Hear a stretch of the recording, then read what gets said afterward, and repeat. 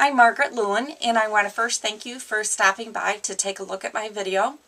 What I'm doing a video on today is how to get some really nice clean points on your hourglass block.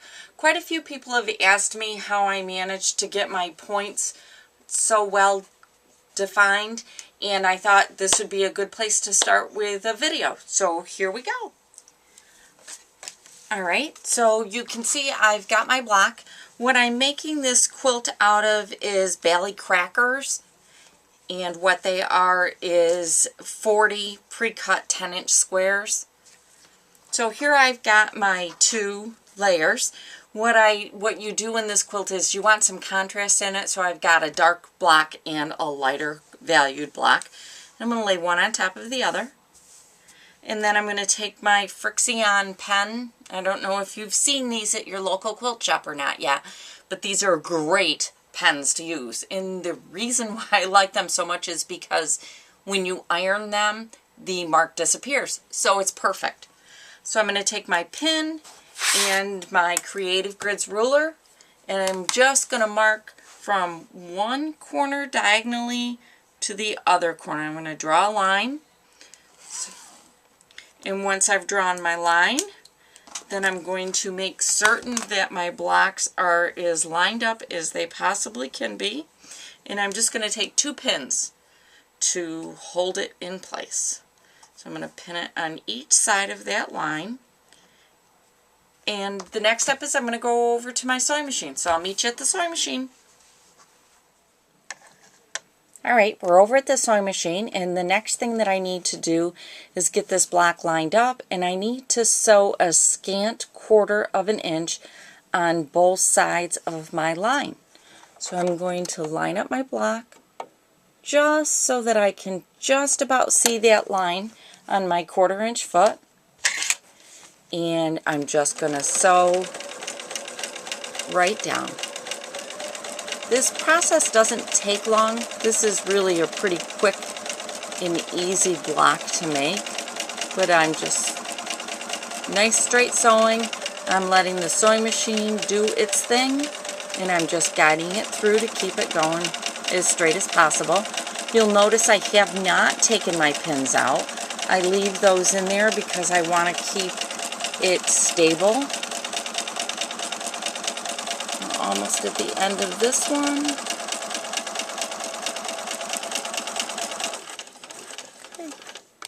And I'm just going to turn it around.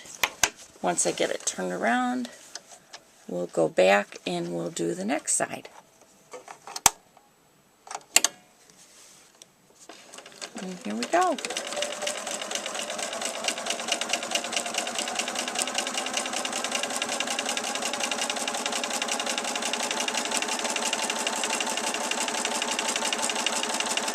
Again, I'm just letting the sewing machine do the work, and I'm really just guiding it through.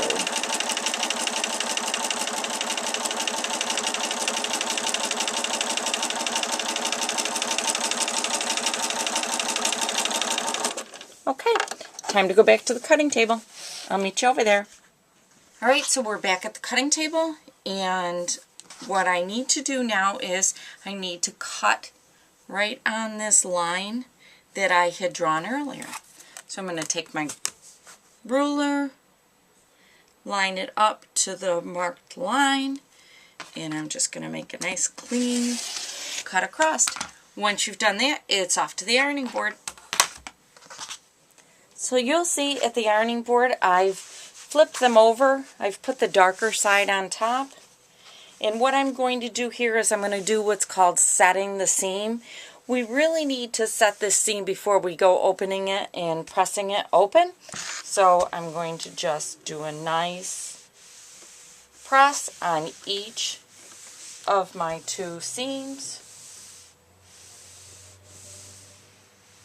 And then once I've done the press, then I'm going to open it up. And I'm going to press to the darker side. So you can see I'm just holding this so that it's rolling right over where I need it to.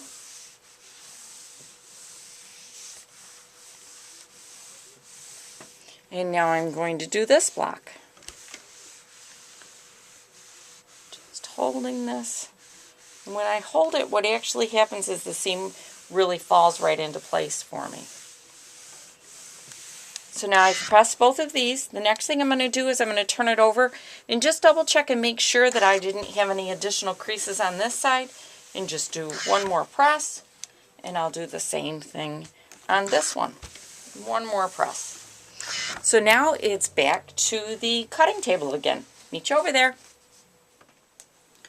Alright, so now that I've sewn my 1/4 of an inch on each side, I'm going to take my rotary cutter and my ruler again, and I'm going to cut these two right in half. Our next step is back over to the ironing board.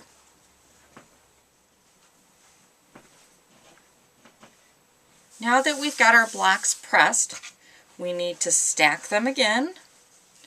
So I'm going to stack them, and what I'm doing this time is I really need to match this seam up underneath.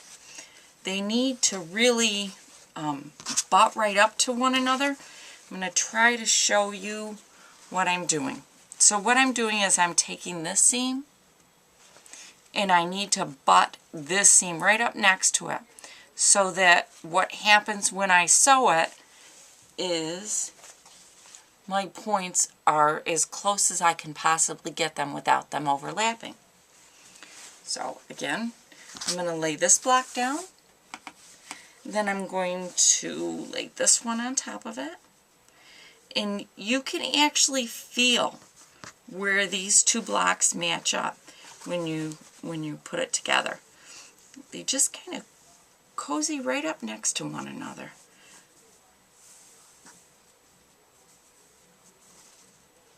It does take a little bit of fussing sometimes, but that's okay. And see, I can feel right, see how they're overlapping? You can feel it when you press down on it. I'm going to get those lined up good and tight. I can feel that I'm overlapping here a little bit. Okay, I feel pretty good about this now. So my next step is I'm going to take my ruler and I'm going to draw from one corner to the other again.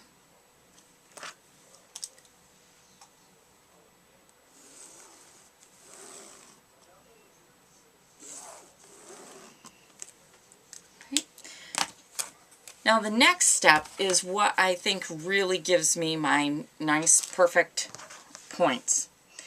Is I'm going to take and make sure that I'm tucked right in there together. Still not quite have it. There we go. Now I can feel it lock right in. I'm going to take my two corners and I'm going to line them right up. Make sure that they're nuzzled good together. And then I'm going to take a couple of pins. And what I do when I pin my blocks, I know I have to sew a 1/4 on both sides. So I'm actually going to go just a little bit farther out, and I'm going to pin it right in that seam allowance. So I've got a little bit of a bite back here. What this does is it really locks that seam together. So I'm going to do it over here on this side too. And now I'm ready to sew on a 1/4 of an inch on each side of my line. So I'll meet you over at the sewing. Alright, we're back over at my sewing machine, and now I'm going to sew that scant 1/4 again like we did before. And it's done in the exact same way. You just sew right on down on each side of that line.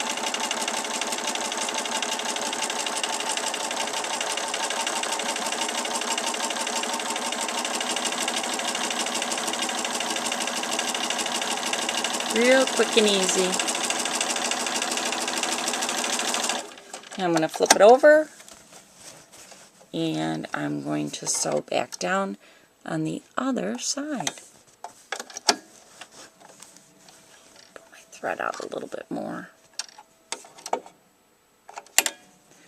Here we go. You'll notice that I didn't take my pin out.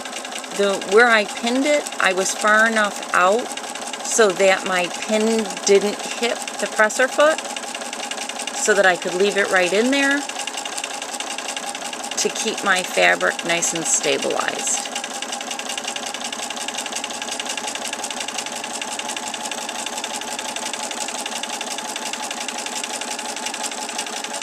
Alright, so we're done.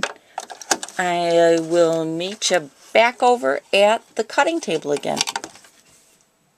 Okay, back over at the ironing board, and what we're going to do here is we're going to set our seams again, because that is such an important step. And once I've set my seams, I'm going to open it up just the way I did before.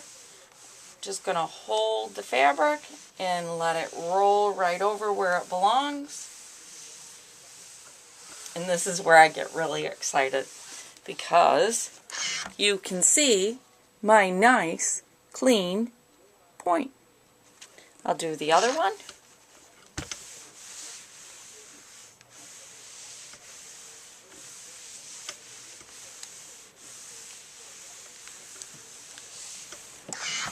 And again, we've got a nice clean point.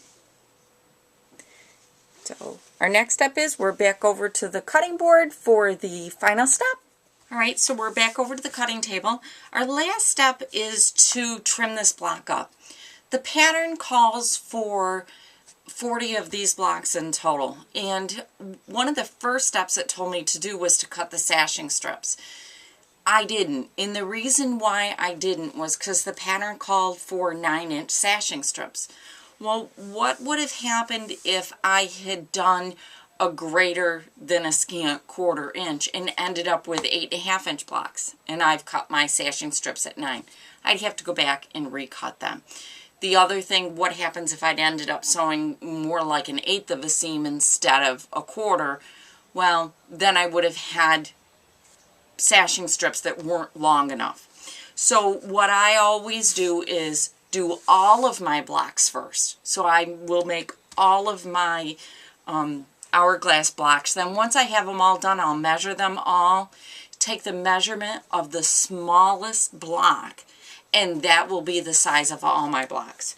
So when I go to trim them up, what I'm going to do is take a large ruler, large block ruler, and I'm going to put my 4.5, because my blocks are supposed to be 9, right in the center, and I would make certain that the diagonal line is perfectly matched up, and I will just trim. I'll rotate the block and put it back on the 4.5 again, make sure the diagonal lines up, and I will just trim it again. That way every single one of my blocks are going to be the same size, so when I go to put it on my gamma long arm, I won't have any problems with puckering or gathering in an area that it doesn't belong. So here's the block. I've got a bunch of them done. You can see I got a few different ones done. I'll show you a couple more of them. Here's another one. And here's my last one that's all done. So what I will do is go ahead and finish all my blocks. Once I get them all done, I will trim them up. Thank you so much for stopping by and viewing my video on the hourglass block.